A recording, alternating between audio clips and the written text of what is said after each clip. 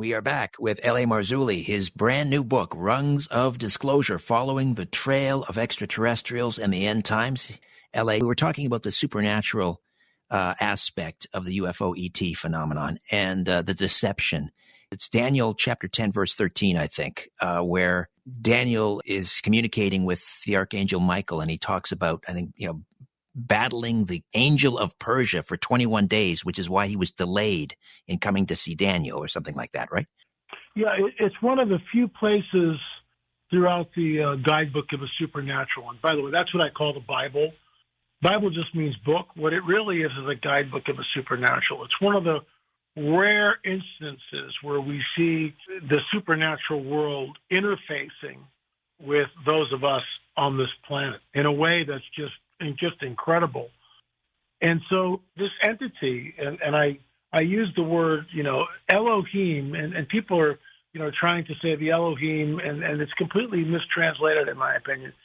Elohim just means supernatural entity. That's all it means. So you could say that the angel that appears, the messenger, is an Elohim. So what? So that doesn't mean it's God. It just means it's a messenger. But this angelic entity, this interdimensional entity, tells Daniel, and this is about 2,500 years ago, and he says something which is absolutely staggering in its implications. He says, first of all, seal up the words to the book, Daniel. Go your way, you're going to live a long life, but this book's going to be sealed up until the time of the end. And then he gives us what the time of the end will look like. And this is astounding when we think about it. And he basically, it's chapter 9, I believe, and he says, men and women will run to and fro over the face of the earth, and knowledge will increase. Well, if you were to track knowledge from 2,500 years ago, it's basically flatlined till Gutenberg's printing press in the 1400s. I mean, nothing changes. Everything's pretty much the same. But Gutenberg begins the change. And then you pop into the 19th and 20th century, and it's just through the roof. Knowledge increases. As we are speaking, men and women are traveling all over the face of the earth as we are speaking. Unprecedented. Before the airplane, and people will say, well, that'll never happen. People will never fly. Man was not meant to fly. Well, as we're speaking, thousands of jets are flying all over the planet. That's, in my opinion, the fulfillment of that ancient prophetic text that we read. But he says this, their seed, Daniel 2:43, their seed will mingle with the seed of men, but they will not cleave to them. That's 2,500 years ago. Who are they? Just think about that. Who are they? Their seed will mingle with the seed of men, but they will not cleave. The word cleave is the same word we get way back in the book of Genesis, the first book in the guidebook of the supernatural. And it's basically the idea of marriage. A man will leave his father and mother and cleave to his wife. It's a marriage contract. Well, that's exactly what we see in the abduction phenomena. Men are taken, sperm is taken from the men, ovum from the women. Women are impregnated. They're re-abducted, usually in the first trimester by the end of the third month. In our film on cattle mutilations, we connect what's going on, what we think is happening, why the cattle mutilations are there, why they continue, why they exploded. And again, you look at 1945, 1947, 1948, the whole UFO phenomenon as we know it today takes off. Think about Linda Moulton Howe's groundbreaking work on cattle mutilations, Strange Harvest. I mean, when I got that film, I could barely watch it. It's very, very upsetting, very unsettling. We connected the cattle mutilations with the breeding program. So let's go back to Daniel 2:43. Their seed will mingle with the seed of men, but there's no marriage, which is exactly what we see written 2,500 years ago. Jesus warns us it'll be like the days of Noah before he returns. So what the heck difference, what differentiates the days of Noah from any other time in history? It's the presence of the fallen angels coming to earth and mixing their seed. Let's go back even further. And this, what I'm about to tell you, Richard, is the gateway to the guidebook of the supernatural. It's the gateway to everything. If a person understands what I'm about to say, then the guidebook of a supernatural opens up. And in my book, Rungs of Disclosure, I spend a lot of time unpacking the Genesis 3:15 narrative. So you've got Adam and Eve, and they have just sided with the dragon. And something has changed in them drastically. They are terrified, which is why they're hiding. They're hiding from the Lord. The Lord shows up, pre-incarnate Jesus. The dragon's there, Adam and Eve are there, and the pre-incarnate Jesus says this. And I realize some of you are going, this sounds like religion. It's not.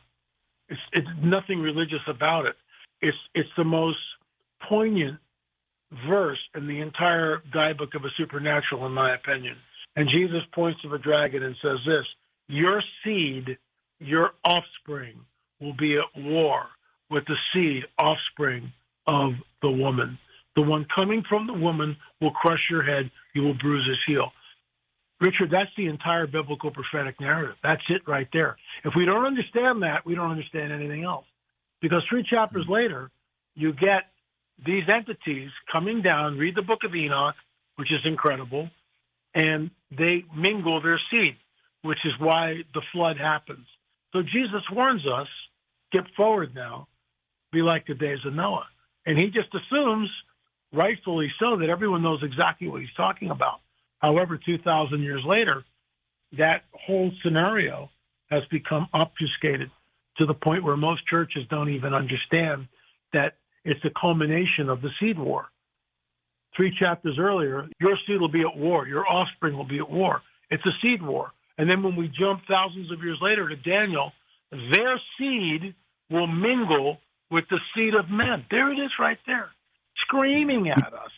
There's another example in Daniel about using that word cleave, and it's Nebuchadnezzar's dream about the giant statue, and each the statue representing the 4 successive kingdoms, beginning with Babylon, and then at the end, the feet of clay and iron that do not cleave. The right. feet of clay and iron that is that a prophecy suggesting that the final empire will be Nephilim? Well, that's what we're looking at, in my opinion. The hybrids are modern-day Nephilim. They have no soul. And again, when we look at the breeding program, and go back to Dr. David Jacobs' book. You know, he has no religious dog in the hunt, as it were. He doesn't. He believes that these are extraterrestrials with a very nefarious agenda. We agree that it's a very nefarious agenda, but in my opinion, these are supernatural entities from another dimension that are popping in and out. And they are the bad guys. They're the fallen ones. So the bottom line is this, that they are walking amongst us. The seed war is happening, just like the angelic entity tells Daniel. But this all takes place 1945, 1947, 1948. That's where the UFO phenomena takes off the runway.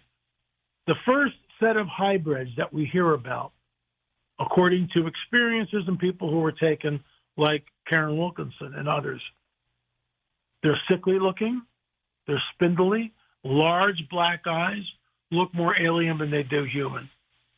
The second set, the second generation, I would posit, are the black-eyed kids. They're stunted, they look like children, but they're not, and the eyes are black. The third generation is Al Matthews' encounter. Al encountered a hybrid entity, no doubt about it. And this woman wore these glasses, very dark glasses, almost like swimmer goggles. Al's a professional mover, and he meets this woman, and she's just come in from Kuwait, and she's going to, look at all the stuff, and they're going to talk about how they're going to move it, where they're going to move it, and all this stuff.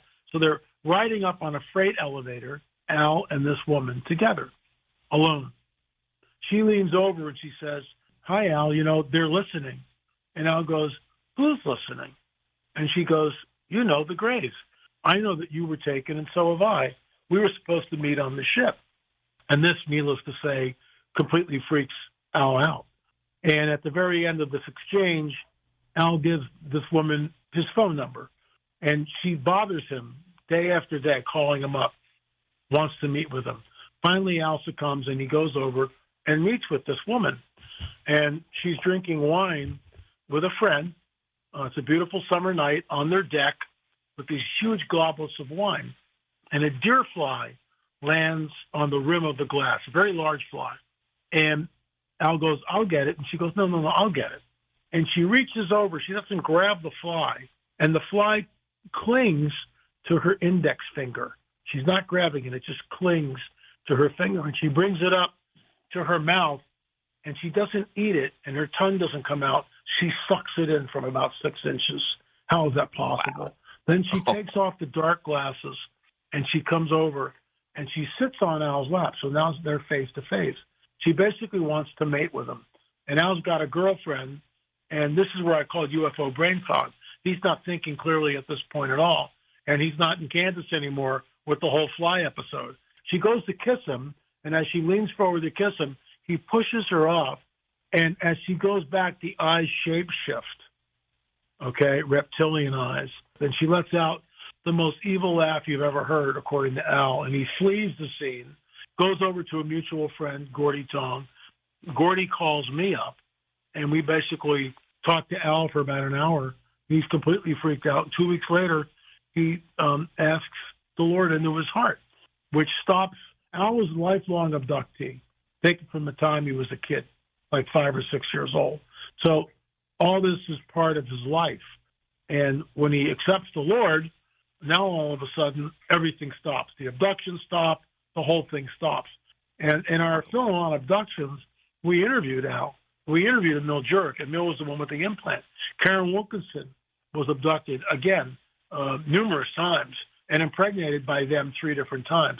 So the point is, the third generation can pass as human.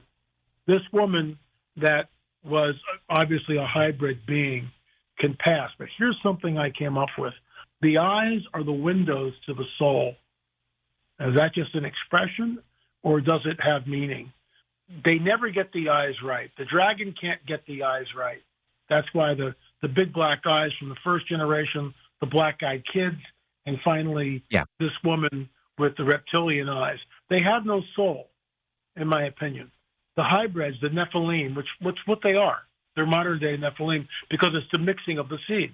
And we know all this from the Guidebook of the Supernatural. I'm not making it up. It's there. It's not taught in the churches. In fact, if you were going to keep the scriptures away from the people, that's what you keep away. And so in the seminaries, the people, the pastors that want to become pastors, the young men that come in and want to become pastors because they're called to do this, they're not taught that.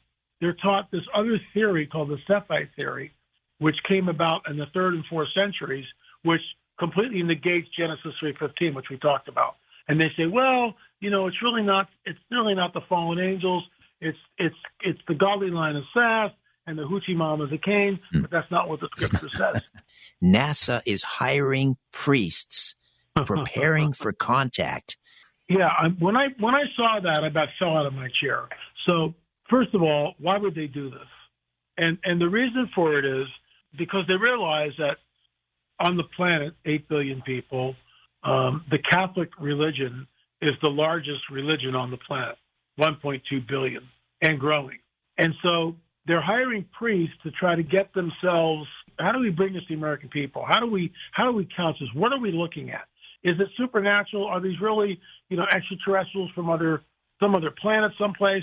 How does religion, the Catholic religion, how does Christianity dovetail to this? And let me just tell you this, that in the Guidebook of a Supernatural, there's prophecy talking about a one-world religious system and a one-world government. Now, today, as we're speaking, there are those who talk about the New World Order, the global government, the whole deal. I mean, I'm not making this stuff up, but you go back 200 years and no one's talking about that at all. That's just a pipe dream. And when you would read the book of Revelation, you would go, well, that's never going to happen. A one-world religion and a one-world government system, that's never going to happen. Yeah, well, whoever wrote that is dreaming, but they're not dreaming. And what was written will come to pass. What was foretold is unfolding even as we speak, which is just mind-boggling when you think about it. We're in the window of time where they're talking about a global government. And it begs the question, how do we get there? And that's why NASA is hiring clergy, priests, whatever. I mean, I'm raising my hand. You guys should talk to me. You got to remember that what was written thousands of years ago, in my opinion, is coming to pass. And how do you get a one-world religious system, a one-world global government? And as I said before the break, you go back a couple hundred years ago, and this was all a pipe dream. That's never going to happen, right? Never going to happen. We're in a window of time where it could happen very, very quickly. And this goes back to our very first job where we were talking about the commercial Super Bowl, Hello Down There, when a global event, which is going to trigger the revealing of the so-called extraterrestrial presence. The neo-Darwinists, Darwinism tells us that over millions and billions of years, everything just slowly evolved. Okay, great. The neo-Darwinists are looking at this with the discovery of DNA. They realize that, wait a minute, this thing is a very complex code. It just didn't happen by itself. Somebody, somewhere, created this thing. And that's a 3-hour discussion. So they're looking to panspermia. The neo-Darwinists looking to the stars, essentially. Well, we were seeded here by an advanced race of extraterrestrials. This is what the Ancient Alien series promulgates every Friday. But wait, there's another paradigm other than ancient astronauts. Something happened here. There's no doubt. We agree. Go to places like Sacsayhuaman or the Great Circle Mound or the Octagon Mound in Ohio or Gilgal Raphaim in Israel or Menga in Spain or just, Stonehenge, England or Stonehenge here in America. Something's going on here. You're looking at, in my opinion, fallen angel technology, Nephilim architecture. And Ancient Aliens gets it right. They realize, you can call them whatever you want. Ancient astronauts, I call them fallen angelic beings. The technology goes beyond anything we have today. You go down to Sacsayhuaman and you look at that wall, the walls that are there, the stonework, and it's mind-boggling. Where did that come from? And why is it that it appears in a certain window of time and then it just disappears? And no one has ever recreated it. The docents will tell us, the Inca were master stone builders. Well, take the L.A. Marzulli challenge. If they only have copper chisels, you can't cut andesite stone with copper chisels. And how do you move stones that weigh 20, 30, 80 tons? How do you do that? There's no beast of burden. And this is the work of Graham Hancock. I mean, he got there before I got there. And Hancock wrote about this, and other people have written about this before Graham Hancock. So it's not like he discovered it. It's been there. It's just sitting there for thousands of years. When the conquistadors came and said, who did this? The Incas just said, we don't know what was here when we got here. Richard, I can't tell you how many times I've heard the same exact story, no matter where I go on the planet. Well, we don't know who built this. It was here before we got here. Let's bring it up to, again, modern times as we climb the rungs of disclosure, the name of the book. In the 9th rung, Congress holding its first UFO discussion in 50 years.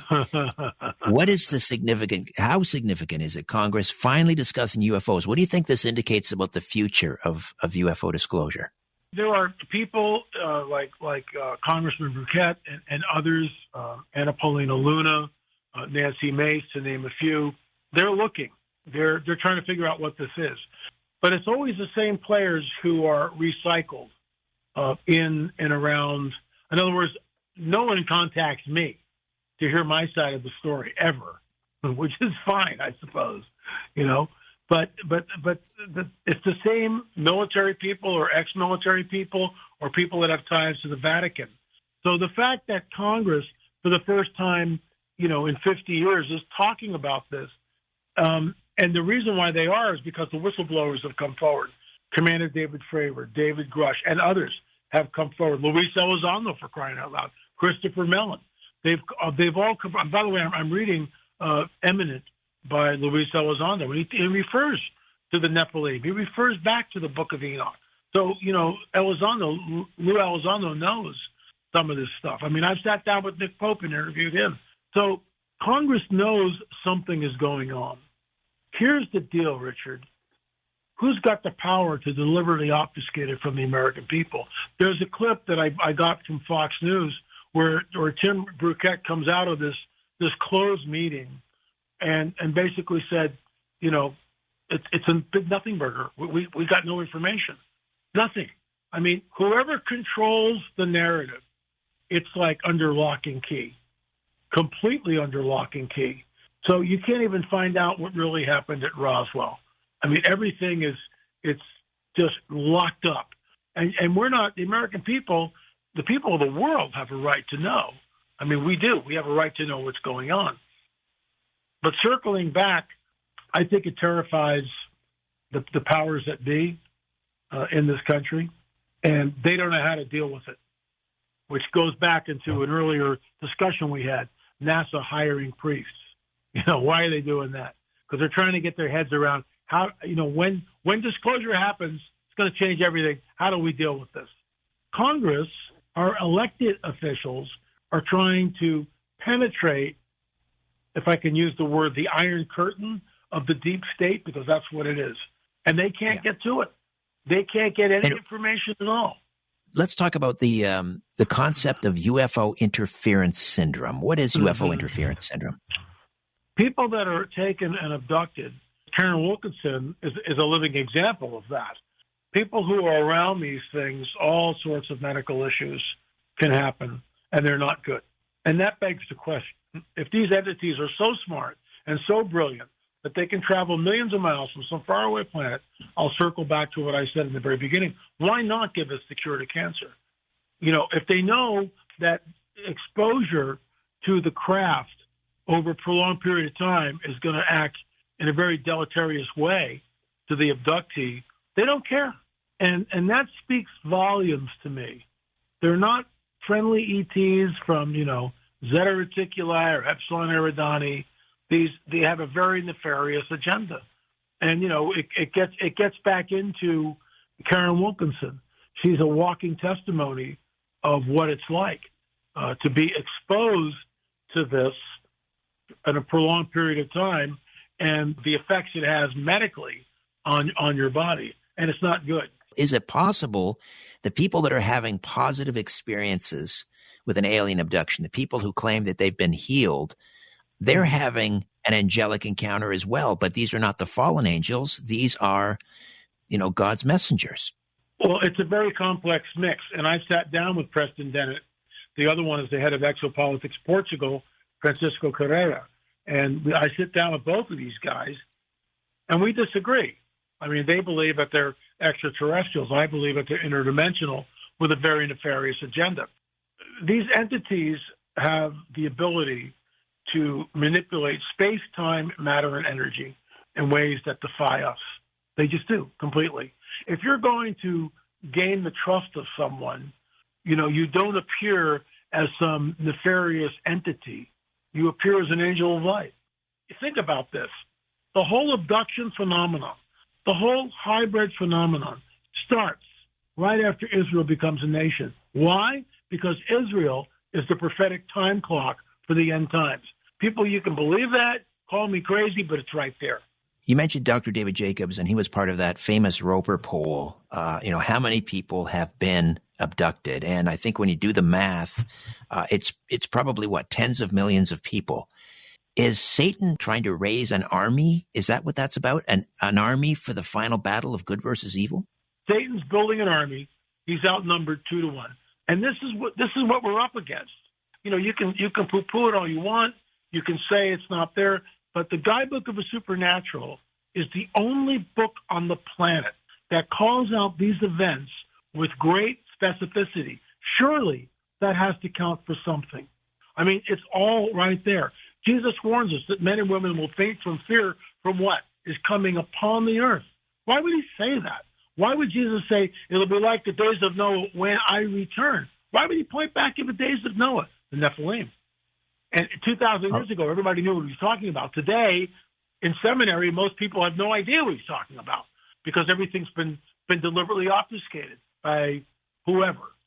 So most pastors that come out of seminary have no idea about the seed war. That's why I'm so adamant. That's why I've written all these books and produced all these films. That's why I'm talking, you know, at 1 o'clock in the morning about all this, because it's all ties back to the biblical prophetic narrative, i.e., the guidebook of the supernatural. It's the only book on the planet that calls all this stuff out with great specificity. But you've got to connect the dots. Going back to that Roper poll and how many millions of people have been abducted, again, if you do the math, doesn't it stand to reason then, L.A., that many of us may have Nephilim blood in us? And if that is true, through no fault of our own, let's say, are we capable of being saved? If we have a drop of blood, of Nephilim blood, does that mean that we have no soul? I get what you're saying. The hybrids, the true hybrid entities, have no soul. Most people, including many experiences, are human beings, and they have a soul. This is a whole different deal. And the Nephilim were wiped out.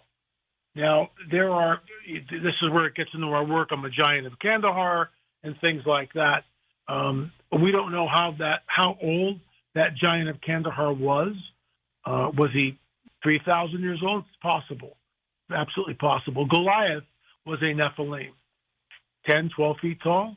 The Nephilim came over here. Native Americans talk about it. First Nation people talk about it. The red-haired, cannibalistic, six-fingered, double rows of teeth giants that roam the Americas. They're no longer here. They're no longer walking amongst us. So we got to be really careful. When you say one drop of Nephilim blood, the hybrids are a completely different story. The hybrids and Karen Wilkinson, I point back to her. She even says it. It's like they're looking to get a soul because they can't get one, because they are soulless. This is why the God of the Bible says destroy them, because they're not made in the image and likeness of God. They're not human as we know it. And it's a very slippery slope. It's a very dangerous game. Well, maybe he's a Nephilim. We're not saying that. It's you know what I'm saying? It's a whole different deal. Yeah. But when they show up, like the woman with the dark sunglasses, in my opinion, she is a modern-day Nephilim. She's not human. She's soulless. What do you envision as the end game here, humanity's relationship with these so-called ETs, and how, more importantly, perhaps, how do we prepare for it? There's going to be an event on the planet which is going to create the greatest collective fear that humanity has ever experienced together. And what I'm speaking about is a nuclear event. Because you get a nuke going off today. It's not 45 with Hiroshima and Nagasaki. This is their trigger. They're waiting for this. And because we are wired up via the internet and the satellite network, humanity will experience this together. We'll see it. We'll be terrified. Oh my gosh, are we next? Are they going to blow the whole planet up? And that's when they show up. And when they show up, they will tell us that they created all life on this earth. They genetically manipulated early man. They've started the world civilizations and the world religions. Now at this critical juncture, they are back to usher mankind into a golden age. And I heard this 50 years ago, before I was a Christian.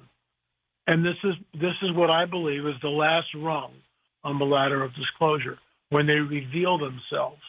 And no government can stop them. It'll be exactly like that as predictive programming. They're getting us ready. They know it's going to happen. But when they show up, everything changes. This is how you fulfill the prophecies found in the book of Revelation that speak of a one-world government and a one religious system. This is how you do it. Because when they show up, it's a mega lever. Everything changes. Everything changes, and does so instantaneously. L.A., thank you. Richard, my pleasure.